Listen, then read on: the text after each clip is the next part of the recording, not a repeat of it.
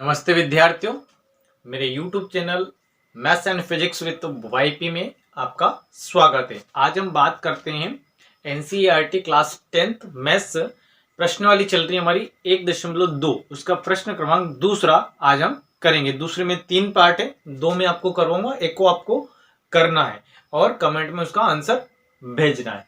तो यहाँ पे क्वेश्चन क्या बोल रहा है आपका, पूर्णांकों के निम्नलिखित युग्मों के एचसीएफ और एलसीएम ज्ञात करना है। क्या ज्ञात करना है? एलसीएम और एचसीएफ। इससे पहले वाले क्वेश्चन में हमने अभाज्य गुणनखंड निकाले थे। तो पूर्णांकों को निम्नलिखित युग्मों में एचसीएफ और एलसीएम ज्ञात कीजिए तथा इसकी जांच कीजिए कि दो संख्याओं का जो गुणनफल होता है वो एचसीएफ इंटू एलसीएम के बराबर होता है। ठीक है, यहाँ पे संख्या हमें क्या दी है? 26 और 51। पहला जो सवाल है हमारा उसमें 26 और 51 हमें दिए। तो पहले सवाल का हल देख लेते आइए हम, है ना। यहां पे लिखेंगे हम हल, और हल में आपको लिखना है दी गई संख्याएं। दी गई संख्याएं, तो हमारे पास कौन कौन सी संख्याएं हैं? 26 और 51। सबसे पहले हमें क्या कर लेना है? इन संख्याओं के क्या निकाल लेना है? अभाज्य गुणनखंड निकाल लेना है। अभाज्य गुणनखंड निकालने के लिए आप लघुत्तम विधि का उपयोग कर सकते हैं। ठीक है, 26 2 यहाँ पे 13 से 1, तो इसके अभाज्य गुणनखंड कितने हैं? तो 26 के अभाज्य गुणनखंड निकल के आएंगे हमारे पास, वो कितने हैं? 2 गुणा 13, है ना। फिर इसी प्रकार से आपको क्या करना है? 51 के निकाल लेना है। ठीक है, तो यहाँ पे हम देखें तो किससे डिवाइड हो जाएगा ये आपका? 3 से हो नहीं सकता, 5 से भी नहीं होगा, 7 से, तो 7 एकम 7। फिर यहाँ पे कितना आ जाएगा? 7 या 21, फिर आपका 13, 13 7 51। तो यहाँ पे इसी प्रकार से आपको क्या लिखना है? 91 91 के अभाज्य गुणनखंड, अभाज्य गुणनखंड। तो अभाज्य गुणनखंड कितने आ जाएंगे आपके? 7 गुणा 13। अब यहां पे प्रश्नानुसार हमें क्या निकाल लेना है? एलसीएम और एचसीएफ।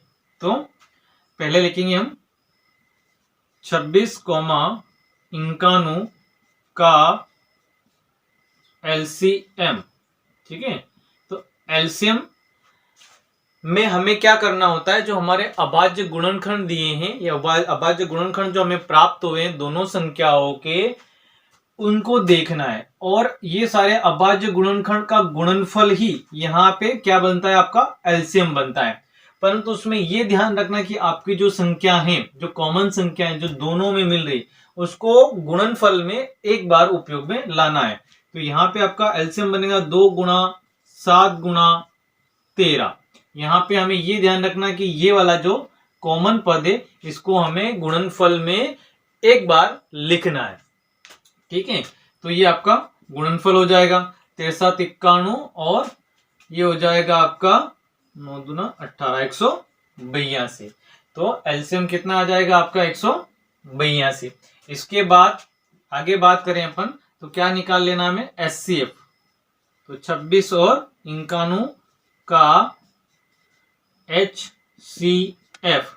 तो एचसीएफ में जो अभाज्य गुणनखंड दिए उसमें जो हाईएस्ट कॉमन फैक्टर होता है हमारा, जो दोनों में कॉमन है और सबसे बड़ा है, तो यहाँ पे क्या है आपका हाईएस्ट कॉमन फैक्टर?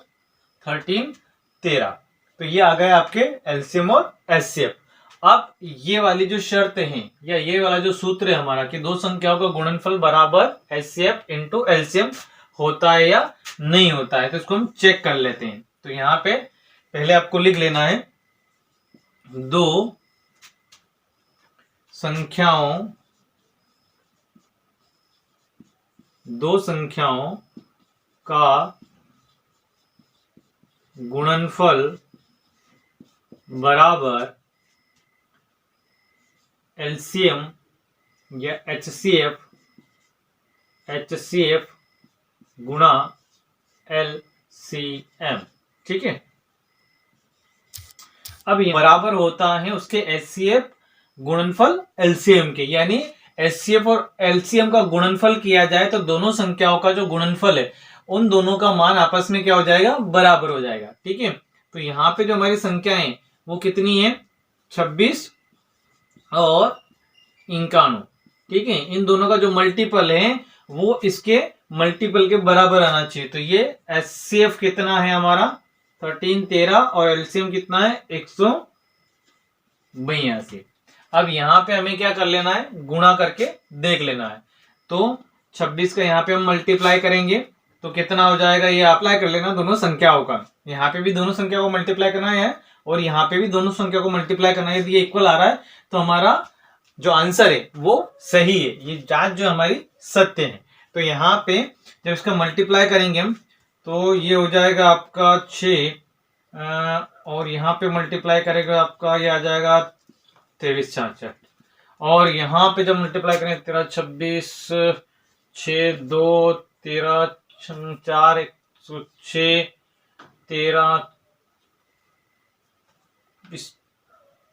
और 23। तो ये हमारा आ जाएगा 23 66 और ये भी आज कितना आ जाएगा 23 66। ठीक है, तो यहाँ पे हम बात करें तो हम क्या देख रहे हैं कि ये संख्या और ये संख्या क्या है, इक्वल है। तो दो संख्याओं का जो गुणनफल होता है वो उनके एलसीएम और एचसीएफ के गुणनफल के क्या होता है, बराबर होता है। तो जो हमारी जांच है वो क्या है, सत्य है।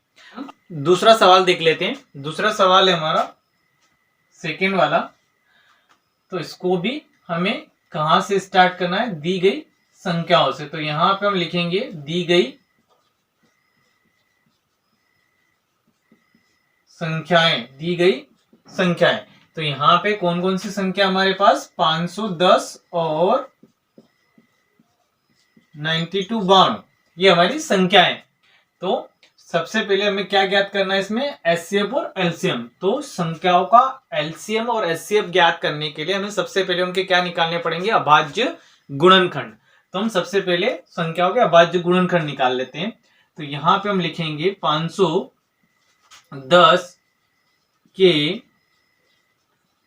अभाज्य गुणनखंड, अभाज्य गुणनखंड जिनको और अधिक विभाजित नहीं किया जा सकता, अभाज्य गुणनखंड। तो अभाज्य गुणनखंड निकालने के लिए हम जो हमारी ये वाली विधि है इसको उपयोग में लाते हैं। तो यहाँ पे डिवाइड करेंगे तो ये हो जाएगा आपका 2, यहाँ पे 1 कैरी हुआ, यहाँ पे 5 और यहाँ पे भी 5। यहाँ पे 2 नहीं हो पाएगा, यहाँ पे हमें 3 लेना पड़ेगा। ठीक है, तो ये 8 8 या 24, यहाँ पे 1 बचा 15, 5 या 15। फिर यहाँ पे यदि हम 3 से करें तो 3 दूना 6, 2 बचा, नहीं हो पाएगा 3 से। तो यहाँ पे हम 5 से डिवाइड करेंगे तो ये हो जाएगा आपका 1 बार 35, तो 7 बार है ना।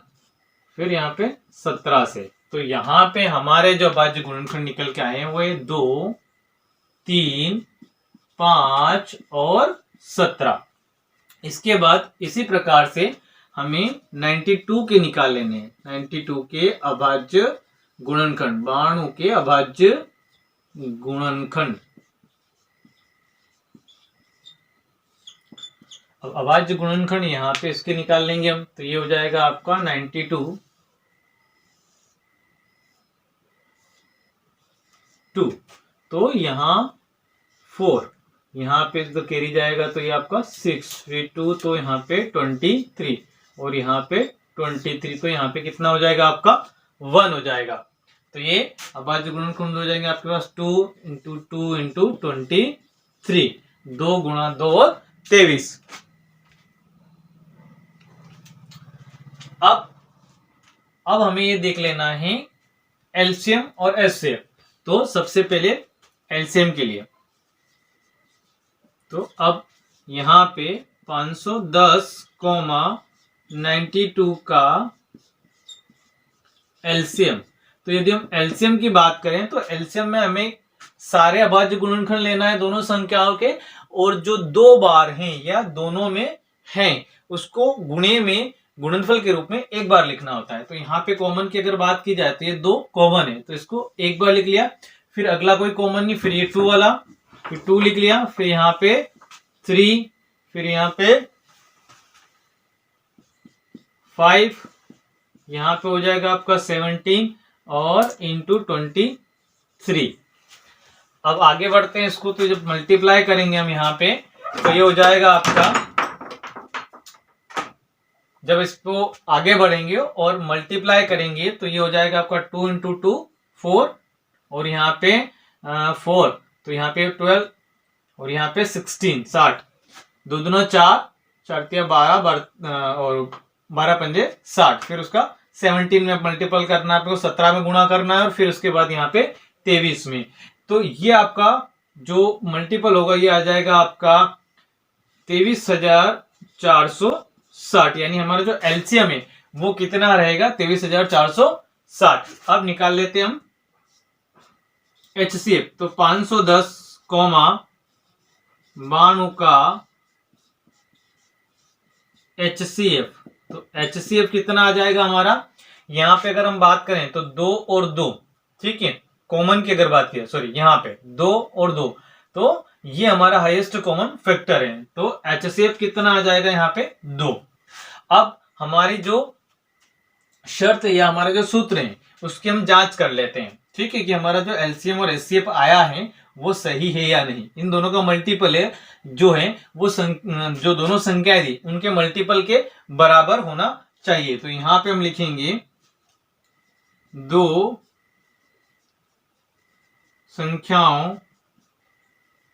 संख्याओं का गुणनफल बराबर एलसीएम गुणा एचसीएफ, ठीक है। तो यहां पे 2 संख्याएं क्या क्या हमारे पास, 510 गुणा 92, और एलसीएम कितना आया हमारे पास 23,460 गुणा 2। इन दोनों का गुणा करके देखते हैं हम, तो यह आएगा हमारा, यहाँ पे पहले 0, इसका मल्टीपल करेंगे तो 2, यहाँ पे हो जाएगा 9, यहाँ पे 6 और यहाँ पे 4, तो ये आ जाएगा 46,920। तो ये भी कितना आएगा हमारा 46,920। इसको हम करके देखेंगे तो कितना आएगा 46,920, ठीक है। करके भी हम देखें तो 0 कितना बचा, यहाँ पे 0, फिर यहाँ पे करेंगे तो 2 आ जाएगा, यहाँ पे बड़ा आपका 9, फिर यहाँ पे करेंगे तो आ जाएगा आपका 46,920। तो हमने ये देखा कि आपका ये वाली जो शर्त, ये वाला जो सूत्र है हमारा क्या है, सत्य है, यानी इसकी जांच क्या है, सत्य है, यानी हमारा एलसीएम और एचसीएफ जो है वो क्या है, सही है। तो अब आपको क्या करना है, ये जो तीसरा सवाल है ये आपको हल करना है, तथा इसके जो आंसर हैं दोनों आंसर, एक तो ये वाले, ठीक है, दोनों मल्टीपल, और एलसीएम और एचसीएफ का जो आंसर है वो आपको कमेंट बॉक्स में भेजना है।